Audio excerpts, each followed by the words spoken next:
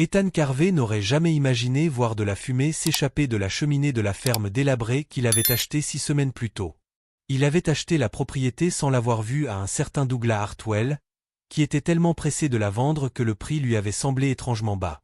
Ethan s'était rendu brièvement sur place pour l'inspecter avant de repartir pour l'Est où l'attendaient des affaires urgentes, s'assurant que la maison était bien fermée et vide. L'acte était en règle, les signatures légales. Selon tous les documents, le terrain lui appartenait en propre. Mais alors qu'il remontait le chemin sinueux en cette froide matinée d'octobre, un étrange mélange d'odeurs lui parvint. Fumée de bois, levure et quelque chose de chaud qui ne pouvait être que du pain frais. Puis il l'entendit, des rires de femmes, qui montaient et descendaient derrière les murs de bois patinés de la maison qui aurait dû être abandonnée. 4 chevaux se trouvaient dans le corral. Ils n'avaient jamais construit ce corral. Leur pelage brillait, soigneusement entretenu, et leur harnachement était bien rangé. Des rangées de potagers s'étendaient à côté de la cabane, là où il n'y avait auparavant que des mauvaises herbes et des pierres. Quelqu'un vivait ici, et s'était installé comme chez lui. Le craquement de ses bottes sur les marches du porche provoqua un silence instantané à l'intérieur. Ethan s'arrêta à la porte, une main effleurant le revolver à sa ceinture, non pas parce qu'il s'attendait à un combat, mais parce que quelque chose ne lui semblait pas normal. La porte aurait dû être verrouillée. Elle ne l'était pas. Il la poussa pour l'ouvrir. La scène qui s'offrit à lui le paralysa. La pièce à l'avant était éclairée par la lueur du feu, chaleureuse et vivante, un lieu transformé. Les murs rugueux et nus dont il se souvenait étaient désormais recouverts de courtes pointes cousues à la main. Des chaises artisanales entouraient une table en chêne massif qui n'existait pas lors de son inspection. Des herbes séchées étaient suspendues aux poutres, emplissant l'air d'un parfum terreux. Et elles étaient là, 4 femmes figées près de la cuisine, les yeux brillants de peur et de défi. La plus âgée d'entre elles s'avança la première, une femme aux cheveux gris acier coiffée en un chignon soigné et aux yeux bleus acier intelligents. Ethan ne connaissait pas encore son nom, mais il s'agissait de Martha Leland. Derrière elle se trouvaient 3 autres femmes. Clara Wynne, dont les cheveux blond miel reflétaient la lueur du feu et dont le regard vert et déterminé le mettait au défi de parler. Rose Cavanagh, jeune et saisissante, dont les boucles cuivrées encadraient un visage trop fier et trop beau pour quelqu'un accusé d'intrusion. Et enfin, Elise Danner, grande et élégante, qui se comportait avec la grâce tranquille de quelqu'un qui avait autrefois appartenu à un monde plus élevé que cette frontière rude. Aucune d'entre elles n'avait l'air honteuse. Aucune ne suppliait qu'on lui pardonne. Elle se contentait de l'observer, méfiante, prête à réagir, comme des personnes qui avaient déjà appris que les hommes qui arrivaient sans y être invités apportaient rarement de bonnes nouvelles. Ethan sentit le titre de propriété plié contre sa poitrine dans la poche de son manteau. Il s'éclaircit la gorge, cherchant les mots qui lui permettraient de donner un sens à ce qu'il voyait. La femme la plus âgée, Martha, prit la parole la première. Sa voix était calme, même posée. « Vous devez être Monsieur Carver, dit-elle. Ethan acquiesça lentement, ses yeux passant d'un visage à l'autre, essayant de les déchiffrer. Ce n'étaient pas des vagabonds désespérés ou des clochards squattant un toit. Leurs vêtements étaient simples mais raccommodés, leurs cheveux soigneusement coiffés, leur posture fière. Ils se comportaient comme des gens qui avaient leur place quelque part, même si cet endroit se trouvait être son ranch nouvellement acheté. Mais ce qui le troublait le plus, c'était la façon dont les femmes se positionnaient, subtilement, délibérément, entre lui et une porte fermée au fond de la pièce. Elles protégeaient quelque chose. Ethan fit un pas en avant, et comme une unité bien entraînée, les 4 femmes se déplacèrent pour lui barrer le chemin. Leur synchronisation était trop parfaite pour être une coïncidence. « Je dois voir le reste de ma propriété, » dit Ethan, gardant son ton calme malgré l'irritation qui lui serrait la mâchoire. Il avait payé cher pour cette terre, et maintenant, c'était lui qui était traité comme un intrus. Clara s'avança légèrement, la lumière du feu soulignant les traits déterminés de son visage. « Nous pouvons vous expliquer, » dit-elle d'une voix calme, mais non sans tremblement. « Mais nous devrions peut-être nous asseoir d'abord. »« Je ne veux pas d'explication, » rétorqua Ethan. « Je veux savoir ce qu'il y a derrière cette porte. » Rose tressaillit devant la dureté de son ton. Il remarqua de légères ecchymoses sur ses poignets avant qu'elle ne baisse rapidement ses manches. Élise s'approcha d'elle d'un geste protecteur, les mains douces mais marquées par la rudesse d'un travail peu familier à l'éducation d'une dame. Les yeux gris de Martha ne quittaient pas le visage d'Ethan. Nous ne cachons rien de dangereux, monsieur Carvé, dit-elle. Nous savions que vous reviendriez tôt ou tard. Cette confession fit se nouer l'estomac d'Ethan. Vous saviez que j'étais propriétaire de cet endroit? Les nouvelles vont vite par ici, répondit Martha, le visage impassible. Nous savions que vous l'aviez acheté à Douglas Hartwell et que vous étiez parti dans l'Est pour affaire juste après. Le pouls d'Ethan s'accéléra. Il l'avait surveillé. Il connaissait son nom, ses déplacements, son absence. Quelqu'un avait suivi ses mouvements. Peu m'importe qui vous êtes, dit-il, à bout de patience. C'est ma propriété, et vous êtes en infraction. Vous avez 1 heure pour plier bagages et partir. Il venait à peine de prononcer ces mots qu'un faible bruit le figea sur place. Un cri étouffé provenant de derrière la porte que les femmes gardaient si farouchement. C'était indéniablement le cri d'un bébé. L'atmosphère changea instantanément. Les épaules de Clara s'affaissèrent, les yeux de Rose se remplirent de larmes qu'elle refusait de laisser couler, et Élise serra les poings plus fortes à ses côtés. Martha fit un petit pas en avant, perdant son sang-froid pour la première fois. Maintenant, vous comprenez, dit-elle doucement. Pourquoi nous ne pouvons pas simplement partir? Le cœur d'Ethan se serra douloureusement lorsqu'il posa à nouveau les yeux sur la porte. Un enfant. Ici, en octobre.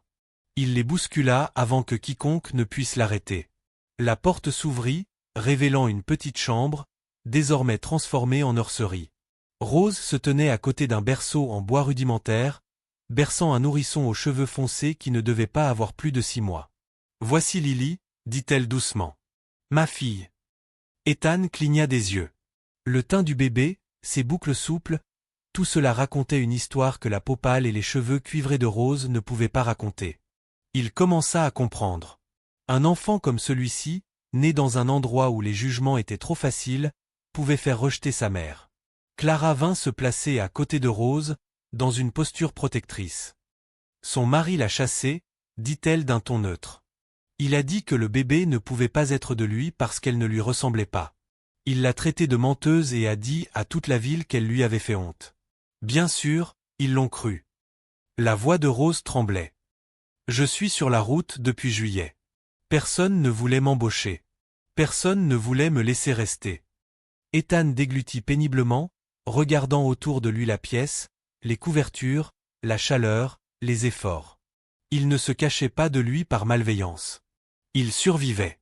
La voix de Martha flottait depuis l'embrasure de la porte, ferme mais fatiguée.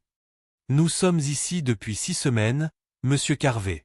Pendant ce temps, nous avons réparé votre toit, nettoyé votre puits, planté un jardin et rendu cet endroit habitable. Nous ne voulons pas de charité. Juste une chance de travailler pour subvenir à nos besoins. La colère d'Ethan s'estompa, remplacée par quelque chose de plus lourd. La lente prise de conscience que ces femmes avaient transformé sa propriété oubliée en un lieu prospère. Elles lui avaient redonné vie. Ethan resta silencieux pendant un long moment, le crépitement du feu remplissant l'espace où les mots auraient dû se trouver. Son regard balaya une fois de plus la pièce principale, remarquant des détails qui lui avaient échappé dans sa colère initiale. Les planches rugueuses du sol avaient été nettoyées et revernies. Les meubles, bien que simples, étaient de bonne facture, probablement fabriqués à partir de bois récupérés sur la propriété. Les étagères remplies de bocaux de conserves et de légumes séchés témoignaient d'une planification, d'un travail et d'un soin minutieux. Ces femmes ne s'étaient pas contentées d'occuper illégalement ces terres, elles les avaient restaurées. Elles les avaient améliorées. Ethan expira lentement et demanda « Et vous autres ?» Il se doutait déjà que leurs histoires ne seraient pas simples. Clara soutint son regard sans hésitation. « Nous sommes toutes venues ici pour nos propres raisons, monsieur Carvé, dit-elle. Mais nous avions toute une chose en commun, nulle part où aller. » Ethan acquiesça, la vérité de ses paroles flottant dans l'air comme l'odeur de la fumée et du pain. Il tira une chaise, l'une des leurs, faite à la main, solide, et s'assit. Malgré lui, il ne put s'empêcher d'admirer le savoir-faire artisanal. « Comment avez-vous trouvé cet endroit ?» demanda-t-il. « Je ne savais même pas qu'il existait avant de l'acheter. » Élise, qui se tenait près de la fenêtre, lissa sa jupe usée et s'assit en face de lui avec une élégance que même les épreuves les plus dures n'avaient pas réussi à effacer. « Je vivais dans le domaine Hartwell, dit-elle d'un ton calme. J'étais la belle-fille de Douglas, jusqu'à ce que mon mari décède au printemps dernier. Ethan écarquilla légèrement les yeux. Il avait acheté ce terrain à Douglas Hartwell 6 semaines auparavant, juste avant de quitter la ville. Le timing signifiait que Hartwell ne savait pas qu'Élise avait trouvé refuge ici. L'expression d'Élise ne changea pas, mais sa voix s'adoucit lorsqu'elle poursuivit. Après la mort de mon mari, Douglas m'a reproché ce qui était arrivé.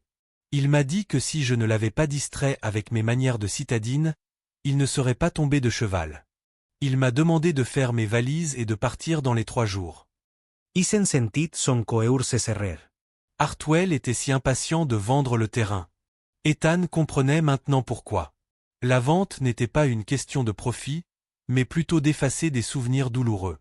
Martha s'affairait devant le petit poêle, versant le café avec la même grâce délibérée qu'une femme tenant son propre foyer.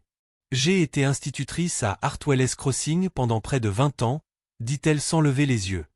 Jusqu'à ce que le nouveau pasteur convainque le conseil que j'étais trop âgé pour donner le bon exemple aux enfants. Ethan fronça les sourcils. Ils vous ont renvoyé pour ça? Les lèvres de Martha esquissèrent quelque chose qui n'était pas tout à fait un sourire. Pas exactement. J'ai refusé de faire passer le fils du pasteur alors qu'il était incapable de lire des phrases simples. Le pasteur m'a traité de vindicative. Il a dit que je manquais de compassion morale. Le conseil était d'accord. À la fin de la semaine, j'étais renvoyé. Ethan se pencha en arrière, absorbant le poids de ses mots. L'histoire de chaque femme brossait le même tableau. Des vies détruites par des hommes puissants et sans pitié. Clara resta près de la cheminée, la lumière dorée se reflétant dans ses cheveux tandis qu'elle l'observait attentivement. « Vous vous posez des questions à mon sujet, dit-elle doucement. Ethan croisa son regard. Je me demande comment 4 femmes, issues de milieux si différents, ont réussi à se trouver. Le regard de Clara s'adoucit, mais sa voix resta ferme. Nous ne nous sommes pas trouvés, monsieur Carvey. Nous avons survécu, et la survie a tendance à rapprocher les gens. Ethan acquiesca lentament. Comprenant. Clara poursuivit d'une voix basse. J'étais couturière à Riverbank. Mon mari dirigeait une petite entreprise de transport. Un soir, il n'est pas rentré à la maison. 2 jours plus tard, j'ai appris qu'il avait été abattu par des pillards alors qu'il transportait des marchandises. Son associé a prétendu qu'il était mort en protégeant le chargement, mais lorsque je suis allé réclamer ce qui nous appartenait, l'associé a nié que j'avais été marié à lui. Il a dit qu'il n'y avait aucun document, aucune preuve. Elle serra les mâchoires. Il a tout pris. Je me suis retrouvé sans rien, à part les vêtements que j'avais confectionnés moi-même. Ethan eut un pincement au cœur. Il avait déjà entendu parler de ce genre de choses. Des femmes dépouillées de leurs droits parce qu'il ne restait plus aucun homme pour les défendre. Avant qu'il n'ait pu répondre, le bruit lointain de chevaux rompit le silence. Le rythme était régulier, délibéré, le genre de bruit produit par des hommes qui savent exactement où ils vont. Les femmes échangèrent instantanément un regard. Martha traversa la pièce, tira le rideau et jeta un œil dehors. Son visage pâlit. « C'est Douglas Hartwell », dit-elle doucement. « Et il n'est pas seul. » Ethan se leva de sa chaise et s'approcha de la fenêtre. Le vieux rancher descendait de cheval devant la maison, ses mouvements étaient prudents mais empreints d'une fureur contenue. À côté de lui se trouvait le shérif Wilk, un homme aux larges épaules, avec une moustache aussi épaisse que sa réputation de faire tout ce que les propriétaires terriens locaux lui demandaient. 3 autres hommes attendaient derrière eux, le regard dur et avide de confrontation. Rose disparut dans l'arrière-boutique avec le bébé Lily dès qu'elle entendit les chevaux. Élise se dirigea vers la porte arrière, les yeux vifs, calculant les voies de fuite. Martha se plaça derrière Ethan, calme mais tendue. Seule Clara resta où elle était, immobile près du feu, les yeux verts rivés sur la porte, comme si elle défiait le passé lui-même d'entrer. On frappa à la porte, 3 coups tonitruants qui firent vibrer les gonds. I s'en serra les poings. Il se tourna vers les femmes. « Restez derrière moi, dit-il, et il ouvrit la porte avant que les coups ne recommencent. « Monsieur Hartwell, dit Ethan d'un ton calme, soutenant le regard furieux de l'homme plus âgé. Je n'attendais pas de visiteurs. Douglas Hartwell n'attendit pas d'y être invité. Il bouscula Ethan pour entrer dans la pièce, balayant l'intérieur du regard. Il pinça les lèvres lorsqu'il vit les courtes pointes, les herbes et la lumière chaleureuse du feu. Carvey, dit-il d'une voix tendue. Je suis venu dès que j'ai appris la nouvelle. Mon contremaître a vu de la fumée s'élever d'ici hier et s'est approché suffisamment pour apercevoir ces femmes. J'ai tout de suite compris ce qu'elles mijotaient. Ethan croisa les bras. Et que pensez-vous exactement qu'elles font? Hartwell pointa un doigt vers Élise. Celle-là, c'est un poison. Elle a ruiné mon fils, détruit ma famille, et maintenant elle a convaincu ces autres âmes perdues de l'aider à voler ce qui ne lui appartient pas. Élise perdit finalement son sang-froid. Douglas, dit-elle d'une voix tremblante, votre fils est mort parce que vous l'avez poussé à bout. Vous l'avez forcé à monter cet étalon que vous saviez dangereux, tout cela parce que vous ne supportiez pas l'idée qu'il montre sa peur. Le shérif s'avança, son imposante silhouette bloquant l'entrée. Madame, Monsieur Hartwell m'informe que vous vous trouvez sans autorisation sur la propriété de Monsieur Carvey. Il affirme que vous êtes ici illégalement. Ethan jeta un coup d'œil aux femmes derrière lui, à leur peur, à leur détermination silencieuse, et prit sa décision. Ces femmes, dit-il fermement, sont mes invités. Les mots lui échappèrent avant même qu'il ait eu le temps d'y réfléchir, mais une fois prononcés, ils restèrent suspendus dans l'air comme un bouclier. Hartwell plissa les yeux. Vos invités? Vous êtes partis depuis des semaines. Comment pourraient-ils être vos invités? Ethan ouvrit la bouche, mais avant qu'il n'ait pu parler, Clara s'avança. Elle posa une main rassurante sur son bras, sa voix calme mais empreinte de puissance. Monsieur Hartwell, dit-elle, je suis surprise que vous ne me reconnaissiez pas. Le visage de Hartwell pâlit. Sa bouche bougea sans émettre de son pendant un instant, puis il parvint à murmurer « Clara Langley ». Isen la regarda fixement, comprenant soudain. Clara Langley. Ce nom avait du poids, il se souvenait l'avoir entendu passer il y a des années, en rapport avec un juge bien connu qui était mort dans des circonstances suspectes. « Je vous croyais morte », balbutia Hartwell. L'expression de Clara se durcit. « Je ne le suis pas. Même si vous avez fait de votre mieux pour que ce soit le cas. » L'atmosphère s'alourdit, chargée d'une histoire tacite. Ethan sentit que l'histoire qui liait ces deux personnes allait bien au-delà des limites de propriété et des fausses accusations. Le shérif Wilk changea de position, soudainement alerte. « Langley, dit-il lentement. Auriez-vous un lien de parenté avec le juge Henry Langley de la cour territoriale? » Le regard de Clara ne vacilla pas. « C'était mon père. » Le shérif fronça les sourcils en entendant son utilisation du passé. Hartwell recula d'un pas, sa confiance ébranlée. « Clara, quoi que vous pensiez savoir. Ce que je sais, l'interrompit-elle d'une voix plus ferme, c'est que mon père n'est pas mort dans un accident d'équitation. Il a été assassiné parce qu'il avait découvert votre fraude foncière et refusé votre pot de vin. » Ces paroles frappèrent la pièce comme un coup de tonnerre. La pièce fut plongée dans un silence stupéfait. Même le feu semblait s'être calmé, son crépitement s'atténuant sous le poids des paroles de Clara. Le regard d'Ethan passa rapidement de Clara à Hartwell. Le visage du vieux rancher était devenu livide, même si la colère luttait encore pour s'imposer dans son expression. Le shérif, cependant, semblait moins sûr de lui. « Attendez, dit le shérif Wilk en se tortillant, mal à l'aise. C'est une accusation très grave, mademoiselle Langley. Un homme comme le juge Langley ne se fait pas assassiner sans que personne ne s'en aperçoive. » Clara leva légèrement le menton. « Quelqu'un s'en est aperçu. Moi. Et j'ai essayé d'en informer le marshal territorial, mais les lettres ne sont jamais arrivées sur son bureau. Elles ont disparu, tout comme les dossiers de mon père et les témoins. Tout cela est lié aux associés de Monsieur Hartwell. » Ethan sentit la tension s'épaissir autour d'eux comme de la fumée. Il s'avança légèrement devant Clara, non pas pour la protéger, mais pour maintenir l'équilibre entre la fureur et le contrôle. Hartwell laissa échapper un rire amer qui masquait à peine son malaise. « C'est absurde. Vous pensez que je me salirais les mains pour un bout de terrain? Cet homme était ivre la moitié du temps.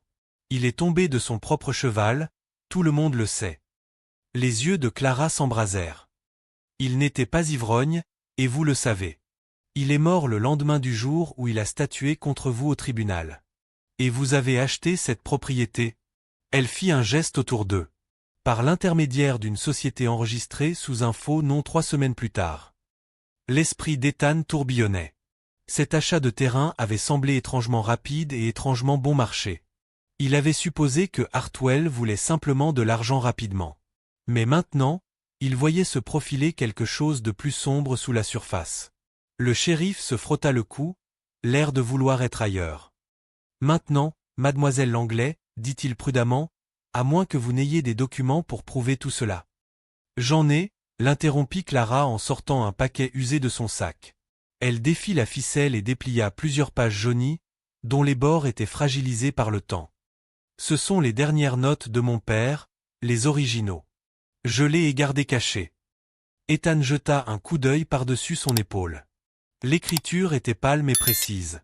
Il pouvait distinguer des noms, des dates et des entrées dans le grand livre. Des paiements versés à un certain des Hartwell en échange du défrichage de terre et de frais de silence. Hartwell se précipita pour s'emparer des papiers, mais Ethan fut plus rapide. Il attrapa le poignet du vieil homme en plein élan et le repoussa si fort que les étagères en tremblèrent. Non, avertit Ethan d'une voix basse. Hartwell gonfla les narines. Vous n'avez pas le droit d'intervenir, Carvey. C'est ma propriété, et ce sont mes affaires. Ethan fit un pas délibéré vers lui. Plus maintenant. Ce terrain m'appartient désormais, je l'ai acheté légalement et équitablement. Et tant que ces femmes seront sous mon toit, vous leur témoignerez le respect qu'elles méritent. Le visage de Hartwell se déforma, exprimant à la fois la rage et la peur. Vous ne comprenez pas ce que vous faites. Vous vous rangez du côté des menteurs et des voleurs. La loi va. La loi, l'interrompit Clara, est aveugle depuis trop longtemps. Le shérif leva la main, essayant de reprendre le contrôle. Très bien, ça suffit. Aboya-t-il. M. Hartwell Sortes. Mademoiselle Langley, si vous avez vraiment des preuves, je vais devoir saisir ces documents. C'est la procédure. Clara hésita, mais Ethan acquiesça d'un petit signe de tête. Ça va, dit-il doucement. Laissez-le prendre une copie, vous garderez les originaux. Le shérif semblait vouloir protester, mais la conviction dans la voix d'Ethan ne lui laissa pas le choix. Très bien, marmonna-t-il. Je ferai des copies en ville. Mais si cela s'avère être un faux témoignage? Vous verrez que ce n'est pas le cas, dit Clara avec fermeté. Hartwell perdit finalement patience. Vous le regretterez, Carvey, cracha-t-il. Vous pensez faire ce qu'il faut, mais vous n'avez aucune idée de qui vous vous opposez. La réponse d'Ethan fut froide et mesurée. Peut-être. Mais je préfère m'opposer à un menteur plutôt que de voir 4 femmes jetées dans la boue pour avoir dit la vérité. Le visage de l'homme plus âgé se durcit. Vous vous êtes fait un ennemi. J'ai connu pire. Hartwell fit demi-tour brusquement et sortit en trombe, suivi à contre-cœur par le shérif. Les autres hommes montèrent à cheval, mais pas avant que l'un d'eux, un ouvrier agricole costaud avec une cicatrice sur la mâchoire, se penche et siffle en direction de la porte ouverte, ce n'est pas fini. Lorsque les derniers bruits de sabots s'évanouirent au loin, la cabane sembla pousser un soupir de soulagement. Rose sortit de l'arrière-boutique, serrant son enfant contre elle. Élise s'appuya contre le mur, son sang-froid se fissurant alors qu'un immense soulagement l'envahissait. Martha s'assit lourdement, les mains tremblant légèrement tandis qu'elle se servait du café. Ethan ferma la porte et se tourna vers Clara. Tu viens d'accuser l'un des hommes les plus puissants de ce territoire de meurtre et de fraude, dit-il. Il ne laissera pas passer ça. Clara acquiesça, le visage pâle mais résolu. Je sais. Ethan l'observa un instant. Alors, quel est ton plan? Elle soutint son regard, ferme et sans ciller. Terminer ce que mon père a commencé. Cette nuit-là, le vent hurlait sur les plaines, courbant les hautes herbes et faisant claquer les volets. À l'intérieur, le feu brûlait faiblement, projetant de longues ombres sur les murs. Les femmes s'étaient retirées dans la chambre à coucher, mais Ethan était resté à table, des papiers étalés devant lui. Il lut toutes les pages que Clara avait apportées. Nom, signature, reçu. De quoi ruiner Hartwell, si quelqu'un avait le courage de les présenter au juge. Quand il leva les yeux, Clara se tenait dans l'embrasure de la porte, une couverture drapée sur les épaules. « Tu n'arrives pas à dormir ?» demanda-t-elle doucement. Ethan secoua la tête. « J'ai trop de choses en tête. » Elle s'approcha, ses pas légers résonnant sur le parquet. « Tu n'avais pas à t'impliquer aujourd'hui. Hartwell ne te pardonnera pas de t'être opposé à lui. » Ethan esquissa un petit sourire sans humour. Peut-être pas. Mais je ne pouvais pas rester les bras croisés et le regarder détruire d'autres vies. J'en ai vu assez ici. Clara l'observa, ses yeux cherchant les siens. Vous avez perdu quelqu'un, n'est-ce pas?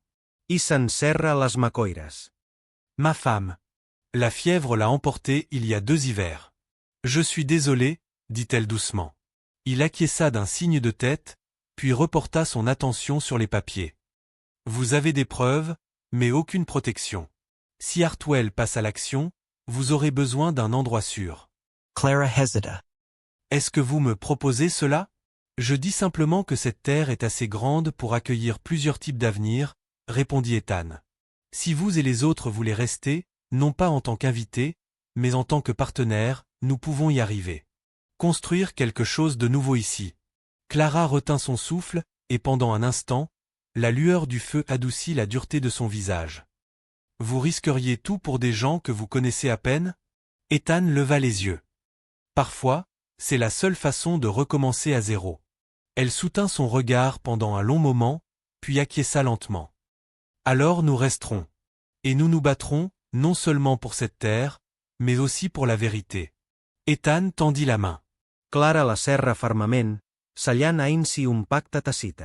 Dehors, le vent commença à se calmer, et quelque part au loin, un coyote hurla un son sauvage et solitaire qui, d'une certaine manière, semblait porter une promesse plutôt qu'un avertissement. Le lendemain matin, le temps était clair et froid, avec un ciel qui ne promettait ni paix ni trouble, seulement de l'incertitude. La brume s'accrochait aux collines, transformant l'horizon en une pâle étendue argentée. Ethan se tenait sous le porche, une tasse de café fumante à la main, fixant le sentier qui menait à la ville. Il savait que Hartwell ne resterait pas tranquille. À l'intérieur, les femmes s'affairaient déjà avec une efficacité discrète. Martha s'occupait du poêle, remuant l'avoine et fredonnant doucement, tandis qu'Élise balayait le sol. Rose jouait avec la petite Lily près du feu, riant doucement chaque fois que l'enfant essayait d'attraper une étincelle qui n'était pas vraiment là.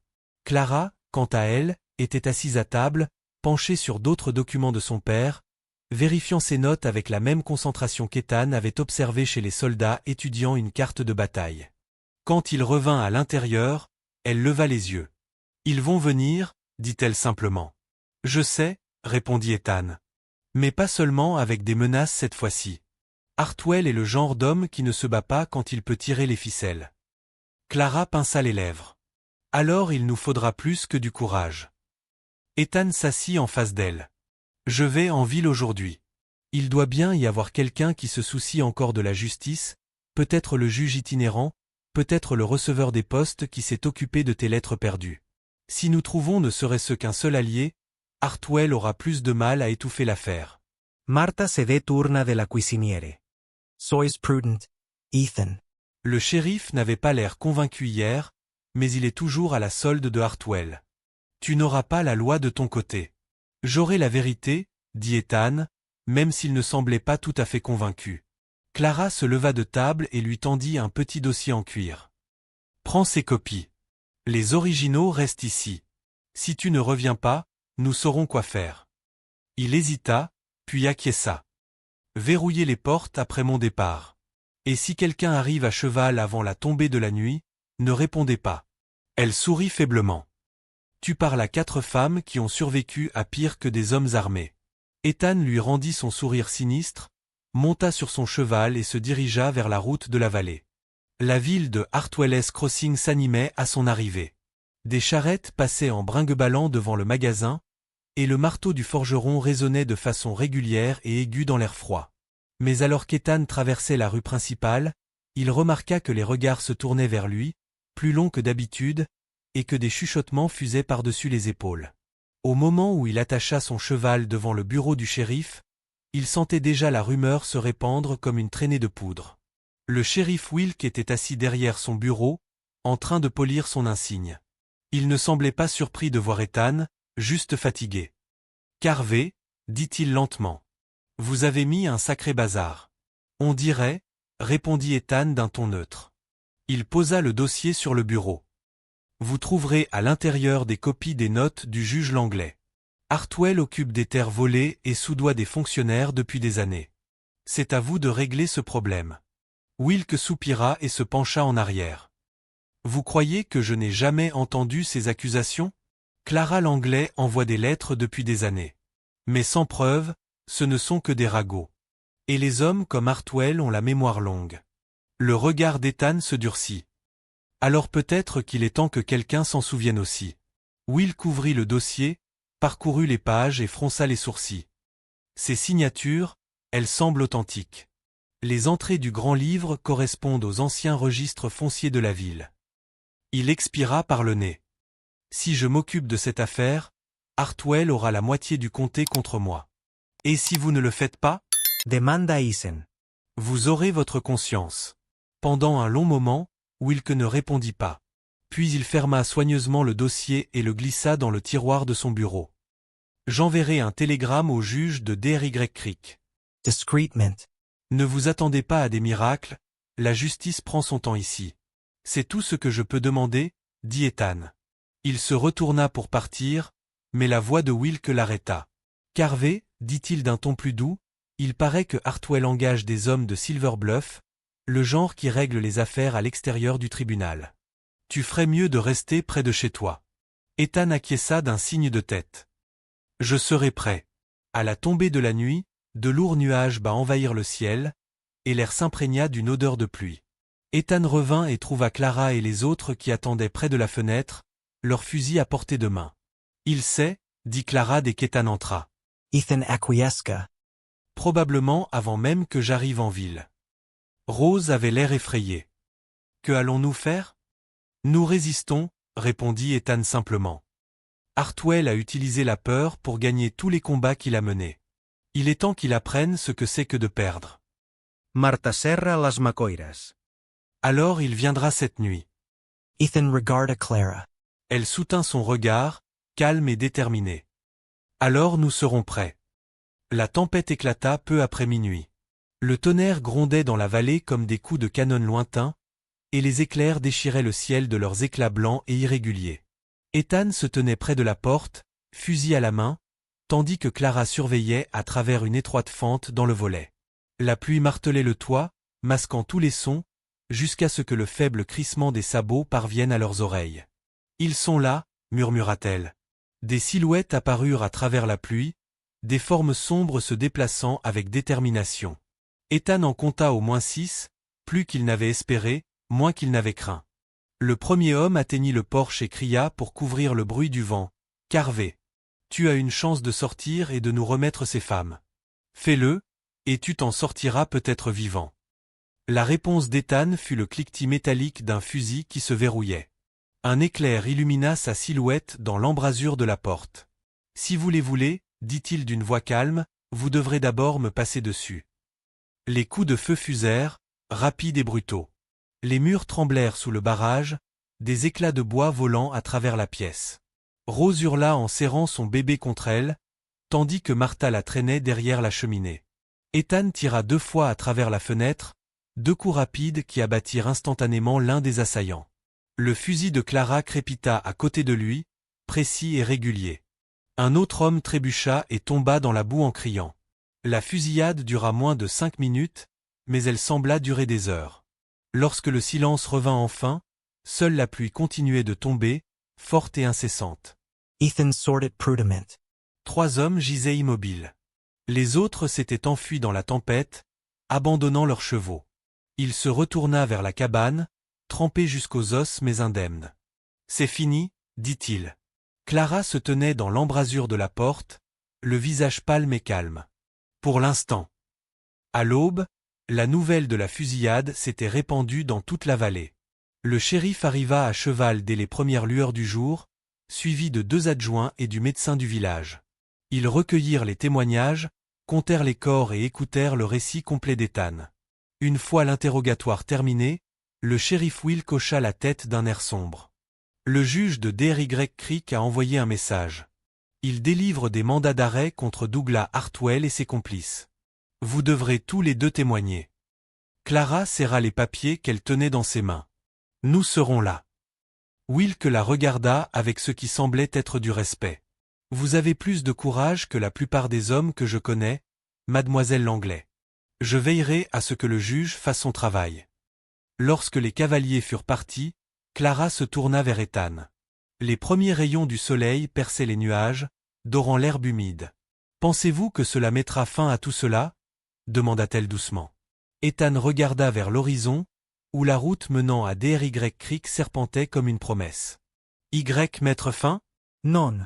Mais c'est peut-être un début. Clara surit faiblement. Alors, ça suffit. Il tendit la main et prit la sienne, leurs doigts s'entrelacèrent tandis que la lumière devenait plus intense. Pour la première fois depuis des années, la terre semblait à nouveau vivante, non plus hantée, non plus maudite, mais libre. Et au fond d'eux-mêmes, ils savaient tous les deux que ce n'était que le début.